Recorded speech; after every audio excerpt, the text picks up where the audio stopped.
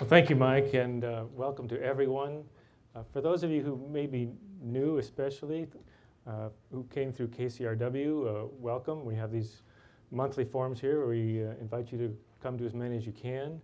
And I do want to thank the folks at KCRW for all they have done in helping with this event today.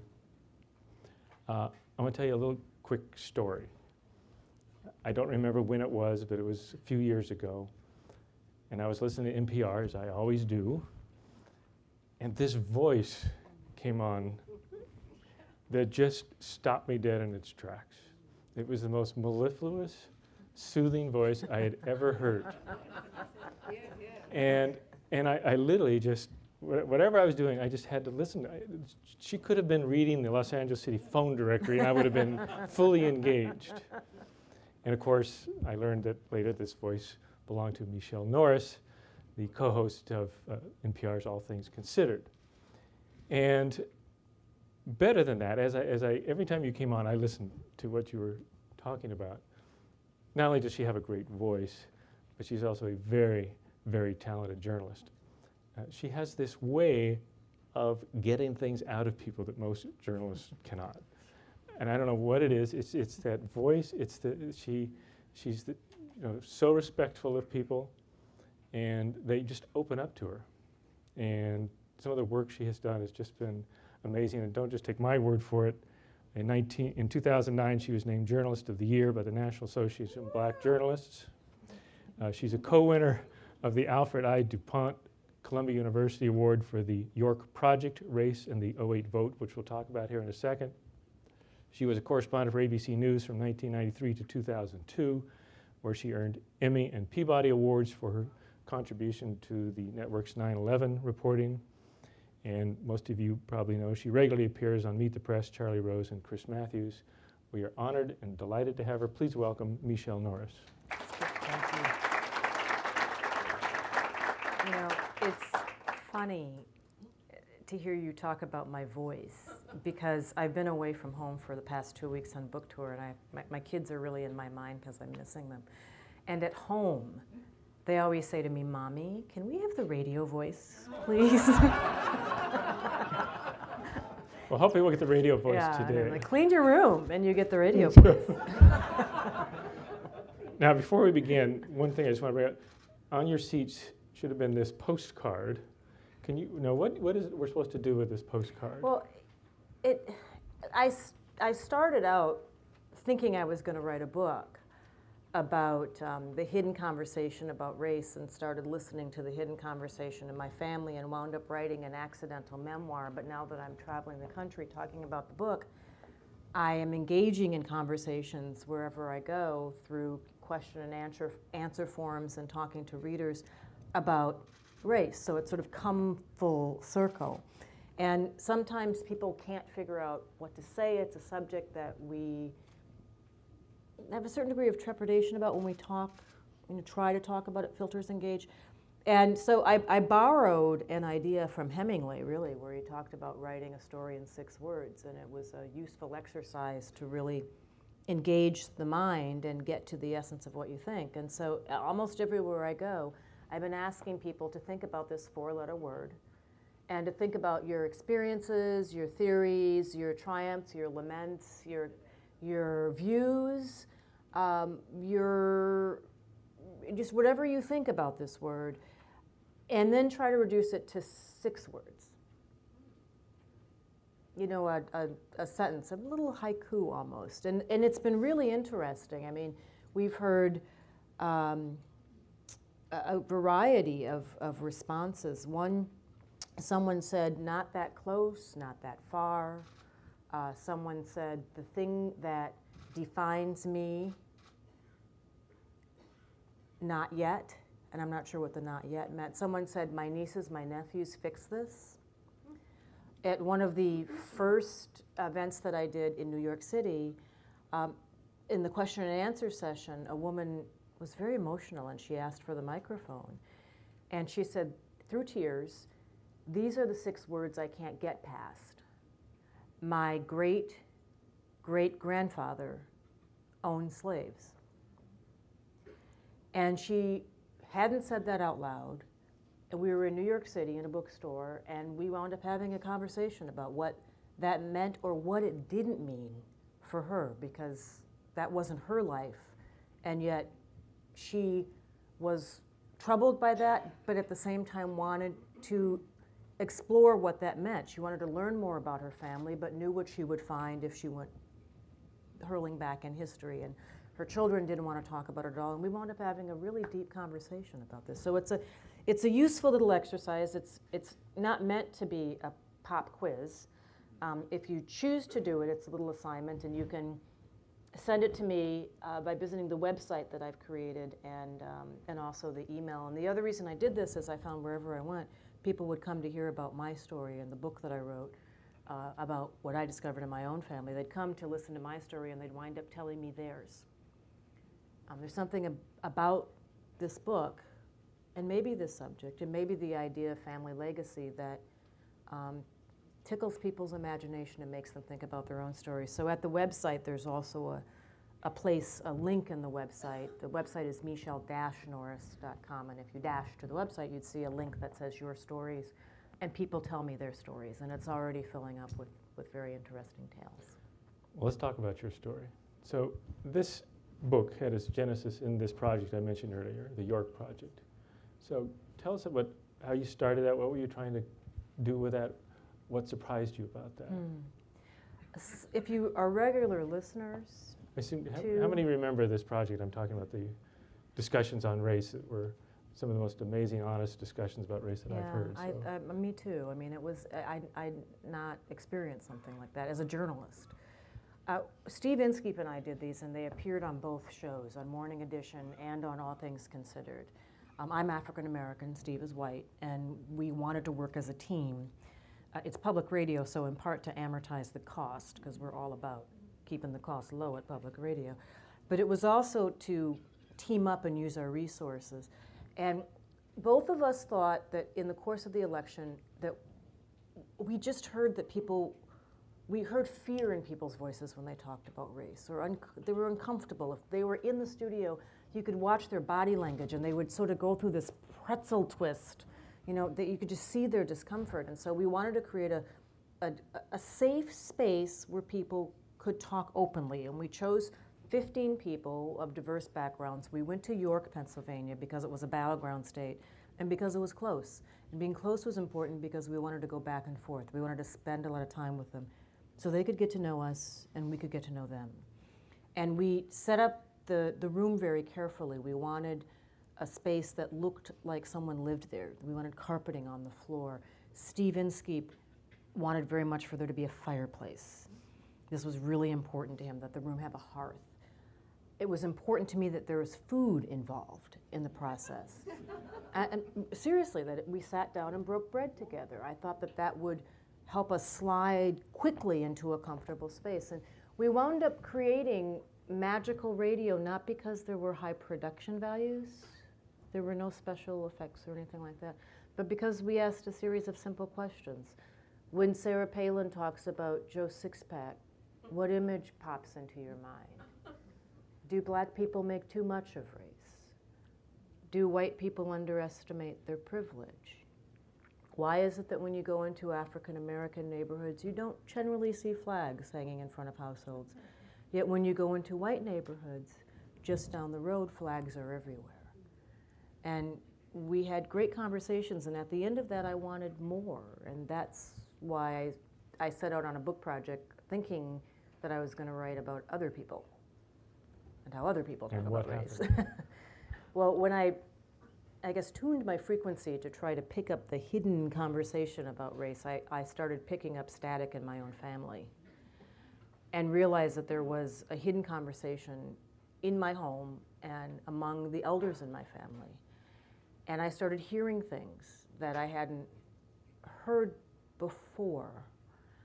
And I now understand why. I didn't really understand at the time, but now I understand. There's an older, the older people in my family, and I don't think this is just unique to my family, and I don't think it's just unique to people of color, but I think this might be particularly animated among people of color, started to really unburden themselves in and around the 2008 election. And by that I mean they kept things hidden for a long time.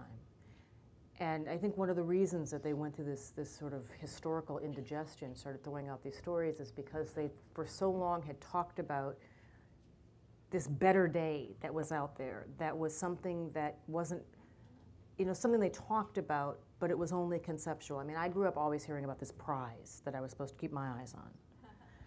And when I was really little, I always thought, well, a prize, that's exciting. Is it going to have a bow on it? Is it going to be sparkly? Am I going to be able to tear into it? Will it be something that I can get excited about? And as I got older, I realized that the prize was really a concept. It wasn't promised to me. It wasn't like the guarantee of presents under the Christmas tree. It was something that we were supposed to strive toward, but there was no guarantee that we were ever going to touch it. And then something happened with the election, and that prize suddenly felt that it was really close. And even for people who didn't support the president in my family, even people who didn't agree with his policies or weren't even a member of his political party, felt that closeness when they picked up the paper and saw someone sitting at a big desk in the Oval Office who looked like their grandsons. And they started to exhale. And in that grand exhale came these stories that they had locked away, very painful stories about living through social tumult in the years before segregation. A lot of pain was put away. And suddenly, when I talk about this historic indigestion, they started suddenly talking about things that they kept to themselves. So why don't we just, I don't know how many had a chance to read the book, but tell us, just set the scene a little bit about who your grandparents, who your parents were, where they grew up. Just give us a little flavor of that, if you would. I'm a Minnesota girl, and if you listen carefully on the radio, you might sometimes detect the accent, and the O's are a little bit long. I was raised on the south side of Minneapolis. My parents were postal workers. My mother is Minnesotan also. She's a fourth generation Minnesotan. Her family is from a little town called Alexandria, and they were the only black family in this town in central Minnesota. My father is from Birmingham, and he was one of 6 sons from a little area in Birmingham called Ensley, Alabama. And I grew up in a very integrated neighborhood. My parents were postal workers. They were very hard working, by the book folks, very concerned about how we appear to the outside world. And growing up, I thought that my parents were just really type A. The yard had to be kept, and we were always dressed a certain way when we went out of the house, and the cars were always, so clean you could apply makeup in the chrome. And I've come to understand a little bit more. Snow. Oh yes, in the snow. We have this is totally foreign to all of you, but in Minnesota you have a lot of snow, and it starts like now. I mean, literally, you could have snow in October, and sometimes you do, and it lasts until March, and you deal with shoveling snow. And we had to shovel snow. We made a statement through the way that we shoveled snow. We shoveled snow before anybody else in the block shoveled snow, to make sure that when people saw our home, they saw that our home was well kept, that first thing in the morning, our driveway and our sidewalks would be whistle clean. I now understand some of what that was about. And one of the reasons is in this great unburdening, there were stories that came out about both sides of the family. And the things that people really focus on, I guess, in reviewing the book and in talking about the book are the sort of tentpole revelations, the 2 big revelations, and I guess we'll talk about that. But for me, what was so interesting about this process, and the reason that I wound up sliding from one book to the other, is that I kept getting pulled back in time and making smaller revelations, not just about my family, but about this country. And I realized that there was so much that I didn't know about the period before what we now understand to be the civil rights period.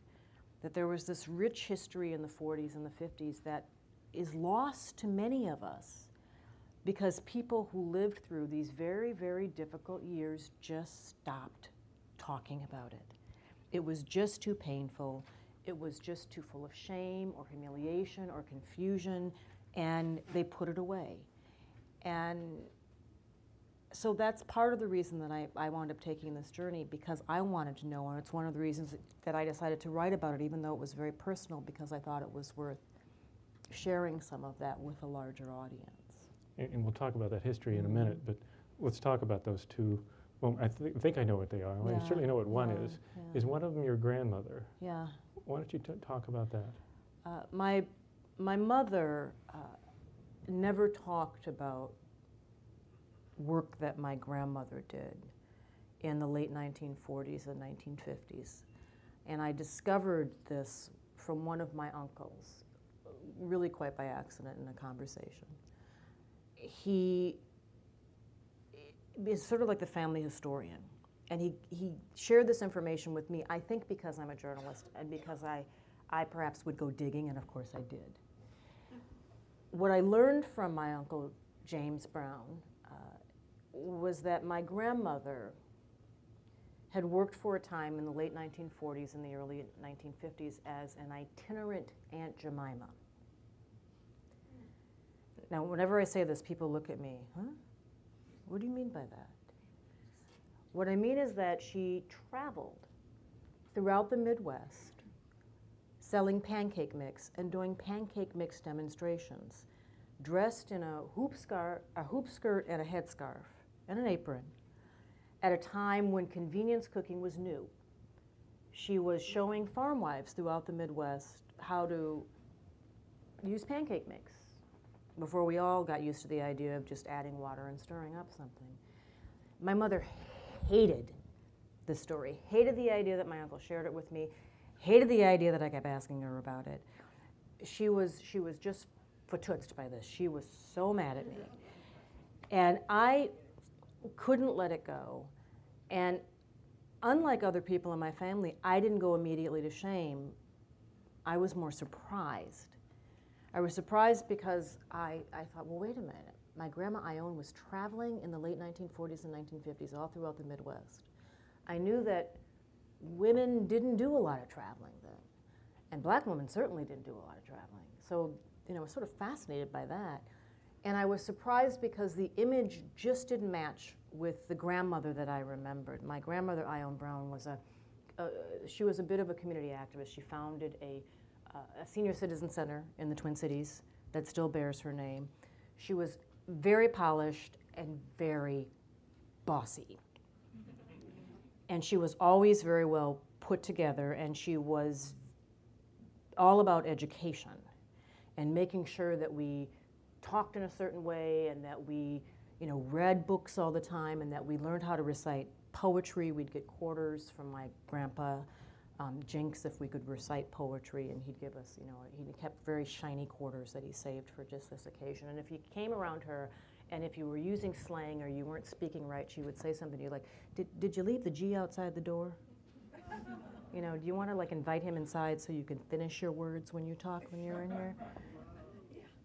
So it was hard for me to imagine her, dressed up as Aunt Jemima. I remembered a woman who was always tooling around town in these pastel church-worthy outfits, even if she was going to the grocery store. And some of you will remember a time when you dressed when you went out. And today we just wear handbags and shoes and whatever. In those days, your handbags and your shoes had to match. And if they didn't, you might be cited by the fashion police or something like that.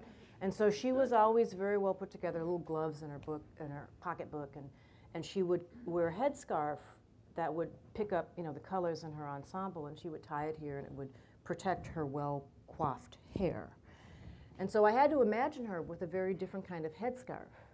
Not one that was tied here, but something she would reach up behind her and pull up here, and tie on the top of her head. In fact, you wouldn't even call it a scarf. It would be a kerchief. You might even call it a do-rag. And I couldn't fix that picture in my mind. And I ultimately got lucky in that I found in small towns newspaper clippings that described her work. Aunt Jemima's coming to town, headline with my grandmother's picture there. And it was like she was speaking to me from the grave, because she died years ago. And when she talked about her work, she didn't necessarily talk about it in shameful terms. Now, Skip, I don't know what kind of hard bargaining she went through when she was standing in front of a mirror and pulling up a hoop skirt, or sitting there and trying to get the scarf just right. I don't know. But I do know when she talked to the reporter, she talked about speaking in a certain way because she was going to small towns and she knew that in these small towns they'd never seen a Negro woman before. She would sing songs when she flipped pancakes because it was important that they knew that she was a church woman, and that's the way she would have said it.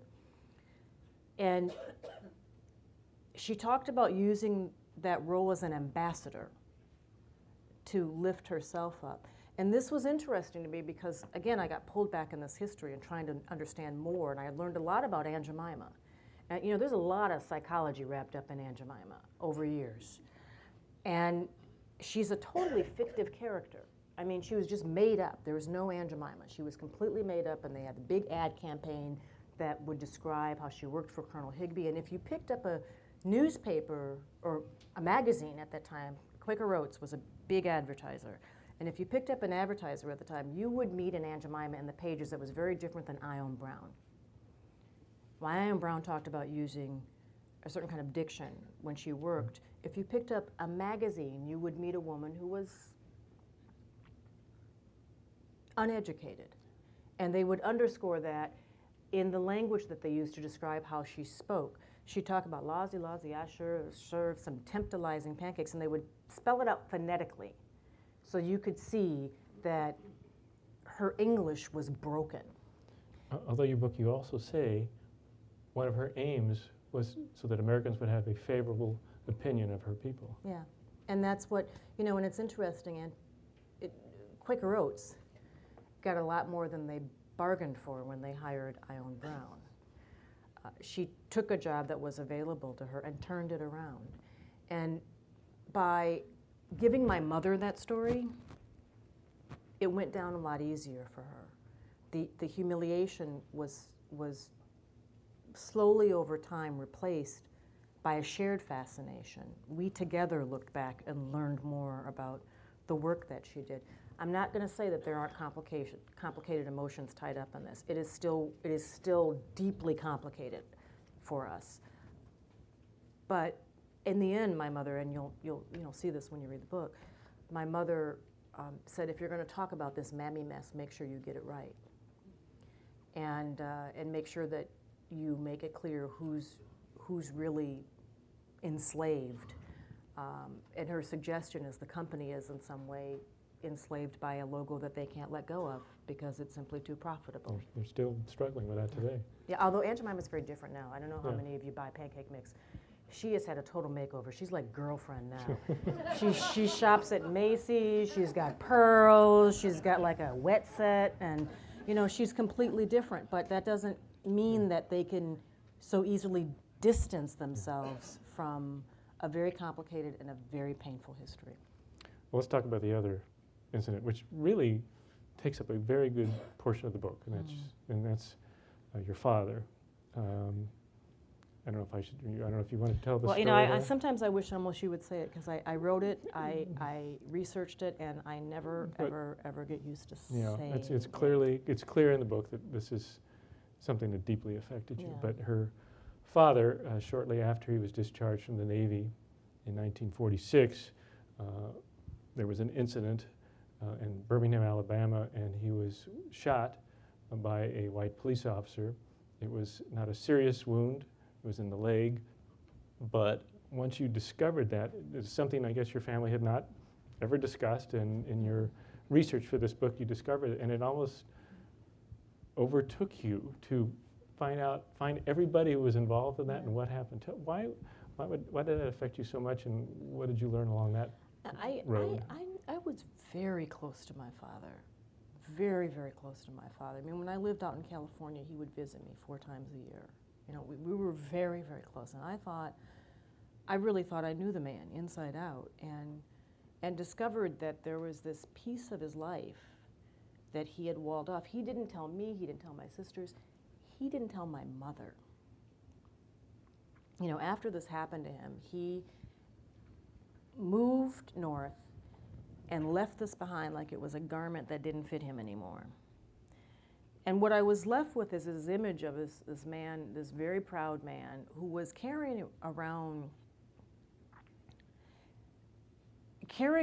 a weight all his life, dragging it around, and trying not to let anybody know that it was there. But he had to have always known it was there in some way, but he locked it away. And I became slightly obsessive with this, of, you know, not just finding out what happened to him, but finding more out about that time. My father was in the Navy. He never talked much about his military service. He never kept his medals out. He was a postal worker, and he displayed his little postal medals all around. But his medal, his victory medal, you know, which had, you know, freedom from want, freedom from fear, that was stowed away, I found, when he died. It was just kind of thrown in the back of a drawer, and all of his pictures were just sort of in a basement storeroom. He never talked about it. And this is another example of how I was pulled back in time. And one of the reasons I didn't know much about this is because he never talked about it. And I mean, I can read a portion of this, if that would. Please. Because one of the things that I discovered is that my father was part of a group of men, veterans, who were returning to American cities in very large numbers. And many of them were returning to cities like Birmingham because they were industrial centers. Black veterans were coming back in large numbers also, but they were men who had been transformed. They had worn a military uniform, and that had changed them. And this was before people were marching in the streets yelling power to the people. Their demands were very simple. They participated in the fight for democracy, and they wanted a taste of it back home. They wanted jobs, they wanted respect, they wanted to vote. Big election coming up in 1946. And what I discovered is that even though my father was shot, he was fortunate. Because in the first 6 weeks of 1946, half a dozen black veterans were killed, reportedly by police, in and around Birmingham. And throughout the year in 1946, black veterans around the country were met with horrific violence. They were beaten, burned, maimed, castrated, lynched, killed, blinded. It was the blinding of a veteran named Isaac Woodard that so angered President Truman that he appointed the commission that led to the full integration of the military. How many of you have heard of Isaac Woodard? A few. But Isaac Woodard at the time was big news. It was on the front page, this case was on the front page of the New York Times every day for many, many weeks. It was covered in the papers out here in Los Angeles. There were songs written about this. Arlo Guthrie wrote a song about this. The Calypso King wrote a song about this. It was a big international hit. Orson Welles editorialized about this on Sunday evenings, week after week after week. And this is lost to us. This history is lost to us. And what I realized is Dad was a part of a group of men who were marginalized in the military because of strict codes of segregation, and then further marginalized when they returned home, and in some cases brutalized. And the reason that I called the book The Grace of Silence is because they were a group of men who so easily could have been malcontents and so easily could have been unproductive members of society. And I never got a chance to talk to my dad about it, but I did talk to many other veterans. And to a person, they stopped talking about it. They locked this away. They moved forward and tried to prove something to this country to prove to America what they could be. They live lives of utter rectitude, and many of you know these men. They wear hats, even though it's no longer the fashion. They don't wear fedoras anymore. They tend to wear Kangol. They dress beautifully all the time. They send a message through the way they comport themselves. And for their children, they made a decision to pass on not their anger, but all of their ambitions. And that is an incredibly graceful act. And I think, I think of a sprinter so intent on getting somewhere fast. If you've ever run track, you're told, don't look sideways, don't look to either side, and never look back if you want to hit the finish line first. And that's the way that they lived their lives. And it's because they wanted the best for this generation. I mean, if you want your children to soar in life, you don't send them out into the world and weigh them down with by putting rocks in their pocket. Did you want to read something? Well, I was, there is a portion of this that helps, I think, you understand the discovery that I went through in understanding what life was like for some of these men, and some of the things that I wish I could have talked to my father about, particularly regarding their military service. This was, I consider all things every day, and yet I didn't know, this, and I'm a little bit ashamed about that I didn't know more about this history. The majority of black men who enlisted in the early 1940s were assigned to non-combat roles, building bridges, digging roads, collecting trash, shining shoes, driving trucks, and working on docks. Even those lucky enough to be promoted to metalsmith, mechanic, or gunner's mate received neither equal pay nor equal treatment. Decades after the war, historians would describe these men collectively as the physical backbone of the armed forces. Many of them had joined thinking they were marching off to combat, or at least stepping closer to full citizenship. But as they would come to learn, their service only confirmed their status as second-class citizens. For my father, that cold realization came early. 3 months after he arrived at Robert Small's, he was placed in the Cooks and Bakers program, and on November 9th, 1943, he was transferred along with 39 other Negro recruits to New Orleans for 16 weeks of advanced kitchen training. The assignment meant that thereafter my father had to wear a small C on his upper sleeve, a rating badge denoting that his military service was all about serving others in the military. Fixing their meals, baking their bread, scrubbing pots, washing dishes. All of this while white men arriving at Great Lakes, regardless of skill or literacy, were automatically trained for work of a higher grade, as Navy records indicate. Dad never talked about this. And the many veterans that I talked to said that they didn't share these stories with their families. And people ask me all the time, aren't you angry about this?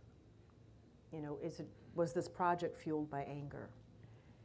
And I take a cue from my father and from many of the people that I talked to in that generation. And instead of looking back with rage or with anger, I look back with awe and with wonder, W-O-N-D-E-R, because their choices could have been so different. In choosing to love a country that didn't love them back, in choosing to show America what they could be, and in doing so, show America what it could be, they, in important ways, shoved the whole country forward. I knew I benefited from all of my parents' sacrifices. I didn't really recognize the contribution that they had made through through small acts of grace that are frankly hard to imagine in a society that right now is so confessional and willing to complain about so many small things. You ask a question in the book that I would like you to answer. How would I have been different without their grace of silence?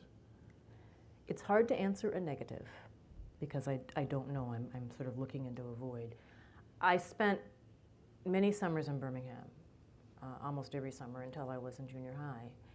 And Birmingham would have been a much scarier place if I had known it was a place that Dad was shot. I mean, I knew the score in Birmingham. I understood what happened in Birmingham. I was there every summer. I knew that it was a place that little girls lost their lives and where dogs and fire and water cannon were turned on young protesters.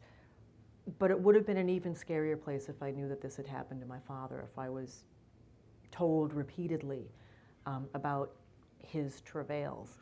I think the world on the whole would have been a slightly less accommodating place. I understand why they kept some of this from me. And it's, like I said, they told me enough. I mean, they did tell us, about some of their experiences, but just enough.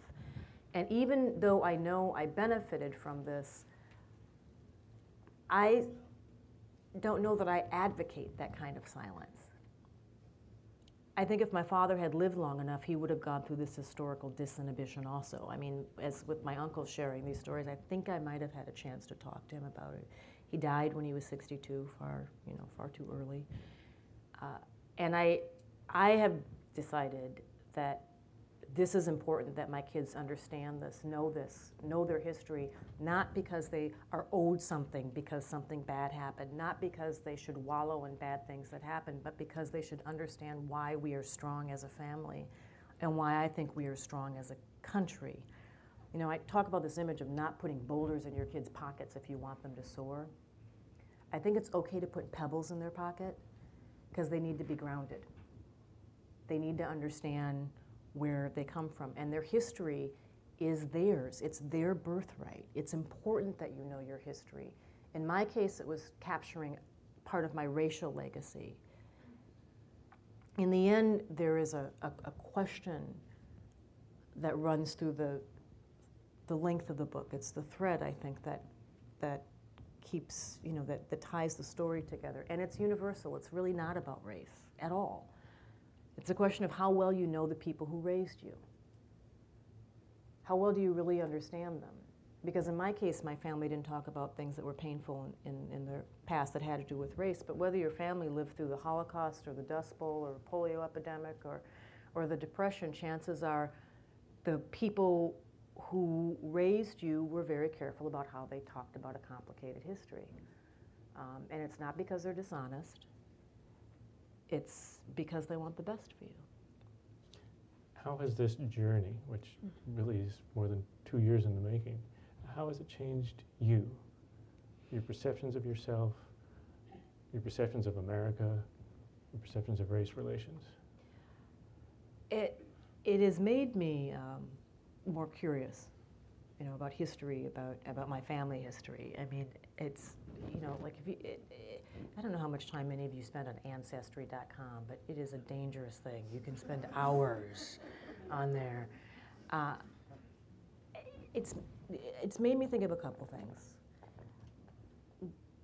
I have thought of history for a long time as sort of a grand concept. History with a capital H, the stuff of PBS documentaries and the things we learn in textbooks. And I realize that history is made in lots and lots of little ways. And in that sense, we are all a part of it. We all have a role in that. The fellow I mentioned, Isaac Woodard, he was blinded by a police officer in South Carolina 1 week after my dad was shot. I mean, there's this sort of historic context that just, I would have never known that had my uncle not spit this out and had I not gone looking. And there's so many other things I learned about why our family wound up in Minnesota, why my parents wound up on the south side of Minnesota. So I have a different concept of history and a greater appetite for it. Where race is concerned, I discovered a lot by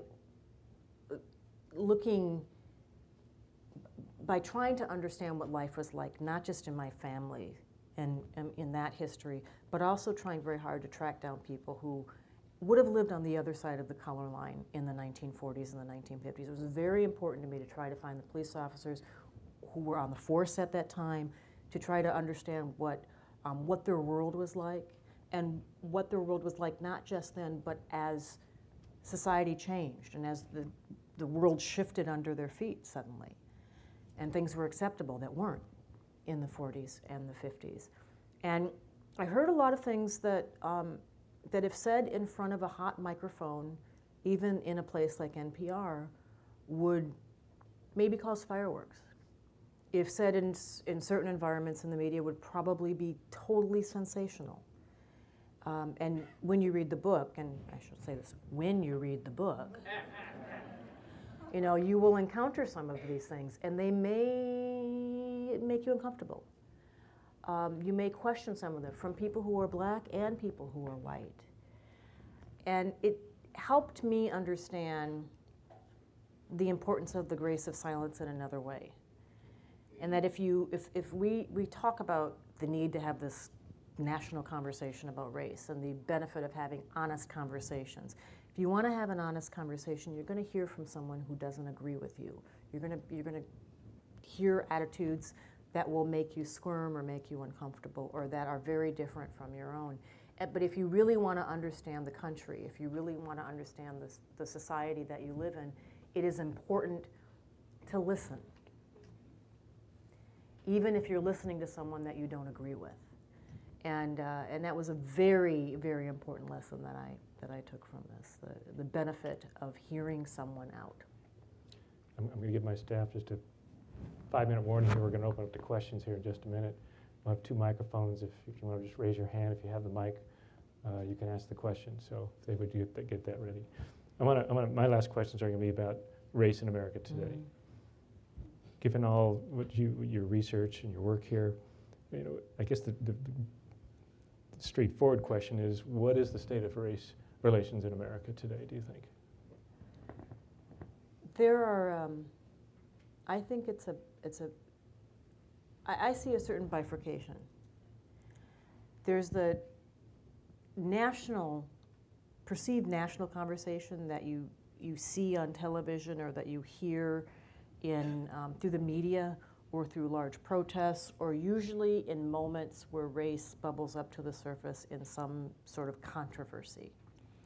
And that winds up defining what race is.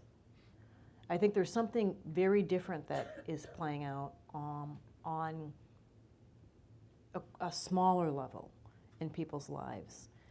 And one is defined by the other, and I think that that's unfortunate, because I think there's a possibility for a certain kind of productivity in a quieter setting, and frankly in rooms like this, than there are in cable television, or when people take to the streets. I am an optimist, and you can't spend as much time as I did in 1946 and through 1956 and not recognize that things are much better than they used to be. But I'm also concerned because people get very comfortable in their own lanes, and there is race is one part of this. I mean, it's also because we're going through a certain amount of economic tumult, and the country is changing. The complexion of the country is changing, and people are not everyone is really comfortable with that. And we have a long way to go, and yet I keep hearing this idea that it's already done. Particularly around the historic election in 2008, that having elected a man of color to the White House, well, we're done with that. We can move race to over here, and there's just been this historic milestone has been achieved. So what are you complaining about? How can you say that life isn't better? And we perhaps don't pay enough attention to other indices that merit our attention in terms of poverty and education, incarceration, and also just the way we live our lives. That we are often just more comfortable, and we retreat at the end of the day to our own comfort zones. And when we're in our comfort zones, and this is true for communities of color as well as white America, when we're in those comfort zones, we are very often with people who look just like us. Here's one thing you said near the end of your book. All the talk of a post-racial America betrays an all too glib eagerness to put in remission a 400-year-old cancerous social disease. We can't let it rest until we attend to its symptoms in ourselves and others. And that, I think, that was a part of what you're trying to accomplish here, is it not? To talk about this, and rather than the silence that may have its advantages, but let's talk about it. Yeah, it's not easy though. And it frankly is particularly difficult for white America. And I realize this. When people of color, I'm just going to talk about my Alabama history. When we talk about what's happened in Alabama, it's often a story that is wrapped around overcoming something. Overcoming oppression, or at least getting to a better place because they overcome oppression that is not as bad, now as it used to be. It's much improved. Well, if you're on the other side of that, if you're part of a history that included enforcing segregation, or you enjoyed segregation, or you were sorry to see it go, it's harder for you to participate in that conversation without it being laden with all kinds of complicated emotions that really make you uncomfortable. And yet, if we're to have anything close to an honest conversation, that half of the conversation needs to have a place at the table also. And that's where things get really get very, very uncomfortable.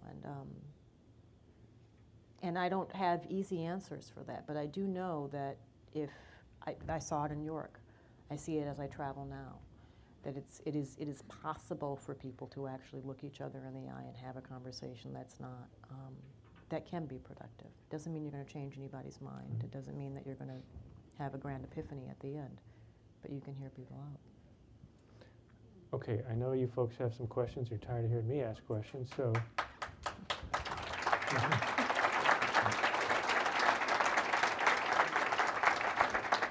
Who has the microphone? Do you have a microphone, sir? You have to have the microphone. Otherwise, there you go. Okay, thank you very much. I like your title of the book, Grace of Silence. You're a very graceful lady. Oh, thank you. And I like the name of Michele. I know two ladies of Michele. Michelle Obama, she's quiet, silent most of the time. And Michelle Rhee of Washington, D.C., superintendent, she speaks out, Yes, so she does. My question to you, okay, first of all, I accepted your challenge at 6 words about race. One is, to God, there is no race. Second one, we are all children of God. So that's my... To God, there is no race. Right. 6. What's your question, sir? Okay, my question is, grace of silence. I heard that silence is golden. And another one says silence is not golden, but yellow. Right? Yellow means a coward, right? So when, can you share your wisdom? When we should be silent? And then second is that when we should not be silent and speak out. There's a two category. We cannot be totally silent. We cannot totally speak out all the time. But how can you differentiate the wisdom to differentiate those two? I will try to share with you what passes for wisdom. Sometimes it does feel like we're all talking at once and we're screaming but not saying anything. I mean, it does feel like we're considering too much, if I can say that, because of, we used to have too many filters, and then now we just tweet about everything and Facebook about everything. It is probably wise to speak up if you see something that does not feel or look right to you. You don't need to accept that. That's worth speaking out. I mean, this is a country that is founded on that principle, that people should be able to speak up and speak out. But it's also worthwhile to listen to somebody else. My dear friend David Isay runs StoryCorps. And the principle that they operate under is that listening is an act of love. If you really care about someone, you'll listen to them. People think about what I do on the radio, and they think the most important thing that I do is talk. Really, the most important thing I do is listen carefully, so that I know how to ask questions and so that I know how to ask follow-up questions. But for all of us, listening can also be an act of courage. It's easy to shut somebody else down. It's easy to live your life thinking only about the things that, looking for the things that reinforce your own values. Seeking out news that will just affirm what you already believe. It's easy to do that, particularly in the media landscape right now. It is courageous to educate yourself by trying to understand something that is opposite of your own belief, that will challenge your beliefs, that will further your understanding of the world. I don't know if that's wisdom, but it's something that I believe. Who has the microphone over here? Hi, Michele. Thank you very much for sharing your incredibly moving story with us. My question to you is, if you had 6 words, knowing everything that you know today, if you could ask 6-word question to your father, what would it be? Or 6-word message. It doesn't have to be a question. Tell me something about yourself, please. Thank you. I mean, sometimes, at the end of the book, it's basically what I talk about in Capturing History with your own families. I called the book The Grace of Silence, but I pray that it starts conversations with your friends, with your family, but especially your family, to capture your own history. Dave Isay also has a new holiday that he promotes. It's called the National Day of Listening. It's the day after Thanksgiving. It's a great idea because it's the day that you're with your family, you're watching football or sometimes a sporting event, you're eating leftovers, you're talking trash with your family and playing cards or whatever. And it's a perfect time to get to know people. And his idea is, instead of running to the mall, sit down with your family members and talk to them, and if possible, record it. I don't have my father's voice on any kind of recording. I have lots of pictures. My children will never hear his voice, and yes, I regret that. I mean, I work in radio, and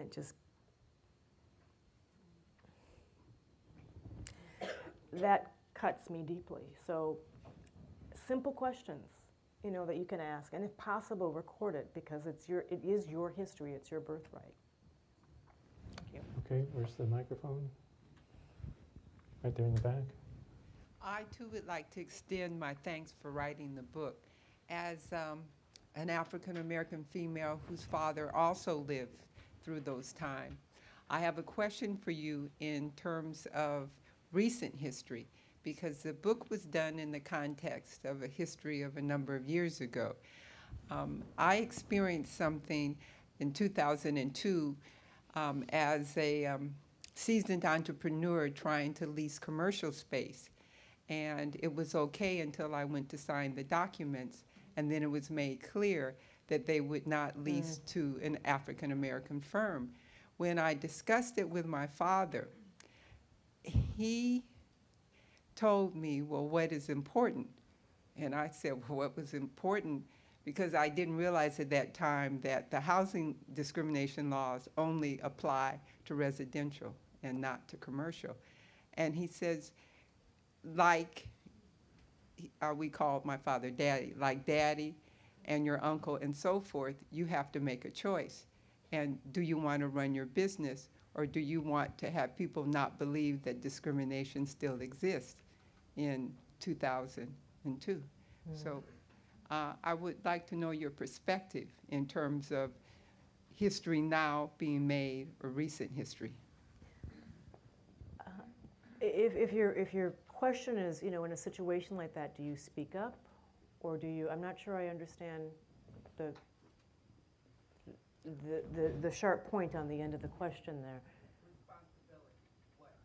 What is her responsibility? What should she do, basically, in a situation like that? Report it.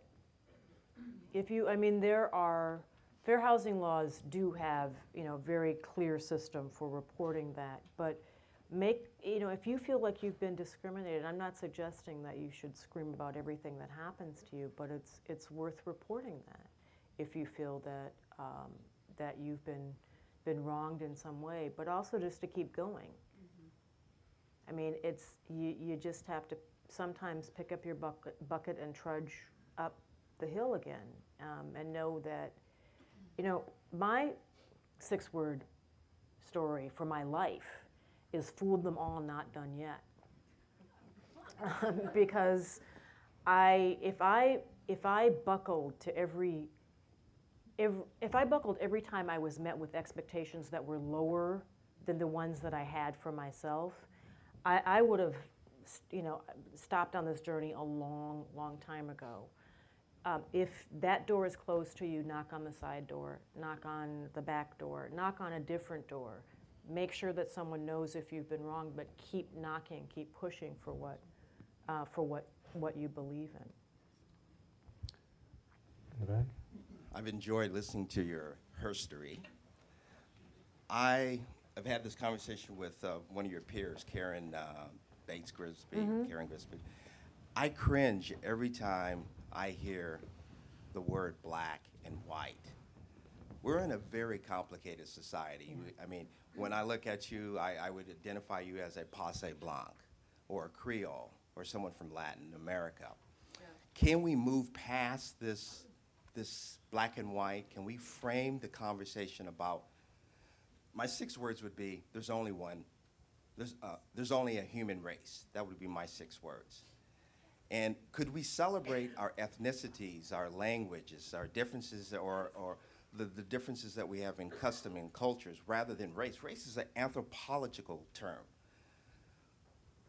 If you were to look at your birth certificate, would it say you're African American, No, it says black, I'm Negro, or actually. colored? It says Negro. And if you were to go to the Social Security Department to update your file, how would you update? Would you update it by race or ethnicity? Thank you. For people of color, ethnicity is a big question mark often, because you don't know what your ethnicity is. I mean, quite honestly, many people of color who are black, African American, no longer look like the mother continent, which suggests that there is sort of an ethnic stew that they might not know about. I have not done DNA testing, so I don't know, what exactly is in my family. I would love to know. It's a great curiosity of mine. You raise a really important point, though, and I'm glad you did.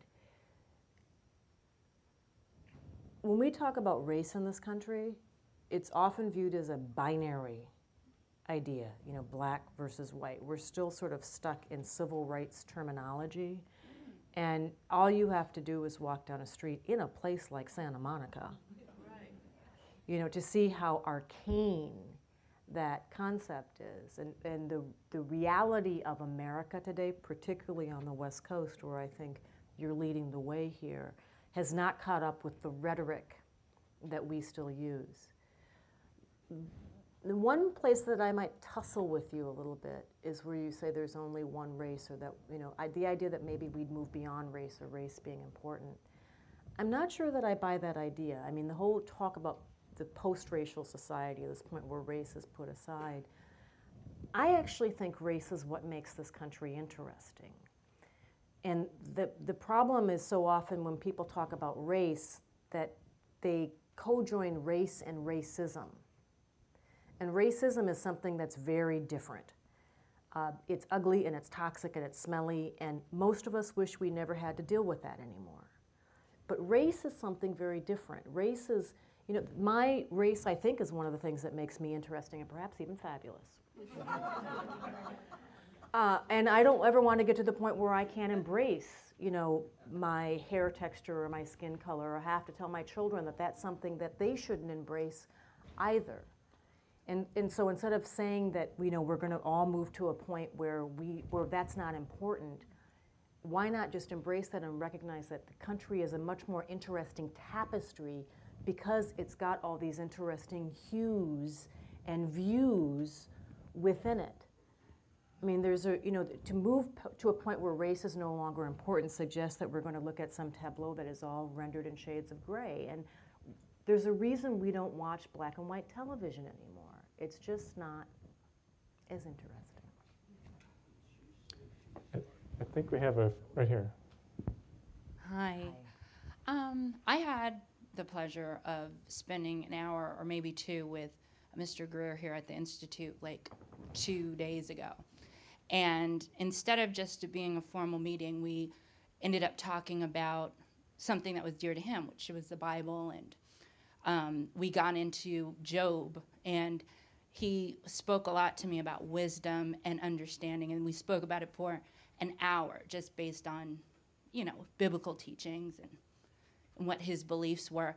And he was trying to express and instill to me as a young woman what wisdom and understanding I should try to find in life as I go through changes and things. And I was really curious to see what kind of wisdom and understanding you've learned in your illustrious career, not so much about your family, so to say, but just some morsels that you could pass on to others that you've just learned in life through your radio career, your television career, and life. Boy, I don't. One thing, if I was that wise, I perhaps would write one of those chicken soup for the soul books and you know, make a lot of money passing that wisdom on. Sometimes I think it's simple wisdom that gets me through. You know, listen to other people. Every single person that you meet in life, every single person that you meet in life, whether they're carrying a scalpel or a broom, can teach you something really important about your, you know, about the world. And perhaps one of the things I've come to learn is useful, is to always write your future in pencil, because you know, you never know, and if you're so set in your ways, you might overlook something. There's that great movie, Benjamin Button. And Taraji Henson played, I forget her name, but she was if you haven't seen the movie, it's a really good movie. But she would always say, you never know what's coming for you, which is sort of the same thing. You never know what's coming for you, and if you're not open to it, you might miss it. Yes, ma'am. Thank you so much. I so appreciate what you've done. But I have a question. I grew up in Queens, New York, and I was right on the border of a black community, I mean, just like 1 block away. My 2 best friends were black. We went to each other's houses for dinner. We were friends with each other's parents. My first boyfriend in college was black. It's like I never grew up with the idea of race being different. And I mean, it was inclusive. It was part of my life. So I wondered, my question is, do you think location has something to do with your concept of race? Because to me, black, white, yellow, I've lived in Asia. I see no difference with the people in Asia. I lived in Vietnam for 4 years. And I just wondered whether, in your experience, location has made a difference in people's concept of race.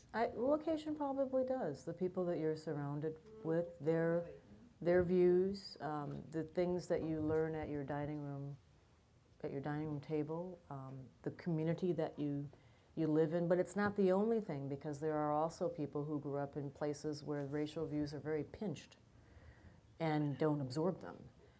And there are people who live in places where the views are very expansive, and yet their views are fairly calcified. So it's probably but one measure, and it sounds like you were incredibly fortunate to have lived in the communities that you've lived in. Thank you. I feel so. Yeah, it's interesting to perceive. Yeah, this gentleman right here. I was born and raised in Germany, and I'm actually of German, African, Jewish, and Arabic descent. So, so as you probably know, the German soul is very tormented. There still needs to be a lot of healing. When I came to this country 15 years ago, I was quite shocked when I found out that there's a similar situation here. And signing up for employment forms, where it starts already, where you have to put your ethnicity down. So I always objected to that. I always put down other human. So I wanna relate to the gentleman in the back. So I personally, through my life's challenge, I came to a point where I realized that I have to see people as human, beyond any color and race. And that brought me the happiness and peace. I want to challenge you in one word. What do you think this nation needs to heal its tormented soul? In one word. In one word. Really testing you, aren't we? Help. Wow. Thank you. Grace. that applies to all things. Maybe grace is a good one. I was going to say to listen, but grace, because it is. Is it an adverb? It's a noun, but it could modify a number of verbs. If you listen gracefully, or if you walk gracefully, or if you deal with others gracefully, that would be the word. Or the there are things that the idea that it shouldn't be important, or race shouldn't be important. There are still reminders, though, that we see reminders around us that we still have a ways to go. Jonathan Edgar Wideman had a piece. I don't know if you saw it in the paper today. His op-ed, and it was really beautiful. I invite you to take a look at it. It was really well written, and it's short, so it won't take much of your time. But he talks about riding the Acela, or the train, and how when he gets on the train, there's often an empty seat next to him. And it stays empty. And it stays empty almost every day. And it stays empty even though the seats on the rest of the train are filling up, and that people will walk past him, and no one sits in his seat, and he can't decide whether he should just enjoy the fact that he can spread out and be comfortable, or that maybe that says something. And he leaves that conclusion to you because he's a brilliant writer and he's able to do that. But that's an example, and I was so troubled because I'm raising young people, and I know the world I want them to inherit, and I was troubled by a recent study that is basically they conducted the study the second time. You're probably, because of your work here, aware of this. But when people would apply for jobs, if they had names that were easily identifiable as being Afrocentric or ethnocentric, they were far less likely to get callbacks. So if Raheem used his name when he applied for a job, he would only get callbacks on about 15% of the time. But if he applied as Robert or Stephen, he would have a much higher rate of success. The same for a young lady whose name was Keisha, as opposed to Kirsten. And those kinds of things still, that troubles me deeply, because that is before you meet the person. That's a series of assumptions that you're making just based on a name before we even get to skin color and speech and so many other things. We still have a ways to go. Yes, ma'am. Hello. I just want to say thank you so much for writing this book. We're the same generation, and I'm Chicana. I'm the daughter of Mexican immigrants, and I am so grateful to be part of the post-civil rights generation and all the benefits that have come to us in this country, and so obsessed with race, and I'm almost a little, I guess, maybe a little embarrassed about that, because enjoying all these benefits. And so I really appreciate that you wrote this, because it's still, for me, definitely at the forefront of the table in this country. I have become perhaps even more obsessed with it because in pursuit of my day job, I got a teaching job at Cal State Northridge teaching history, and assigned to teach history of the Americas, which so I've been able to, through that, learn a lot about the construction of race in the United States. And I just wanted to share the two things that have helped me the most to understand that. And that is, in recent years, scholars have, maybe the last 20 or less, begun to study the construction of whiteness. I wanted to acknowledge that, the gentleman in the back, that in fact there is no such thing as race. It does not biologically or scientifically exist. And in fact, it's been a major part of the construction of identity in this country, in order to separate us and to give very few people some power and privilege and status, and especially resources, and to separate us from each other. So that has been one of the most helpful things. And when you look at how ugly it was in the 19th century, really heartbreaking, devastating, you know, we have come really far, and really far just in the past 40 and 50 years. You have So a question? I don't have a question. The other thing that's been most helpful to me has been to study our genealogy. I teach a lot of a very diverse classroom of students, and especially for everybody to learn their genealogy, and especially for European students of European ancestry to learn their history and how they have been really affected by this, the construction of race in the United States, and have been put down. So I just wanted to share that with Thank you. you. It's been really insightful. The construction of race is something that is very interesting. On the website that I have, I also have suggested reading, and there are a couple of people who've really dug into this in an interesting way, including a woman who's written a book called Making Whiteness. A book, I know I'm supposed to be talking about my book, but a book that I will recommend, if you haven't read it, is Toni Morrison's book, A Mercy, which really is about the 16th century and how this country was raced in part to put down a rebellion where people who were working as indentured servants, people of all colors, basically joined forces, and there was an insurrection, and to make sure that this never ever happened again. There were laws, first customs, and then eventually laws that were put in place to accrue a certain amount of privilege to some people, and to make sure that others could not own land or could not have any kind of rights. And it's Toni Morrison's books sometimes are quite long and require a lot of an investment of time and really deep thought. This is actually a very, very small book, and it's called A Mercy, and it's really wonderful. We have time for one more question. This gentleman right here. I feel honored to have the last question.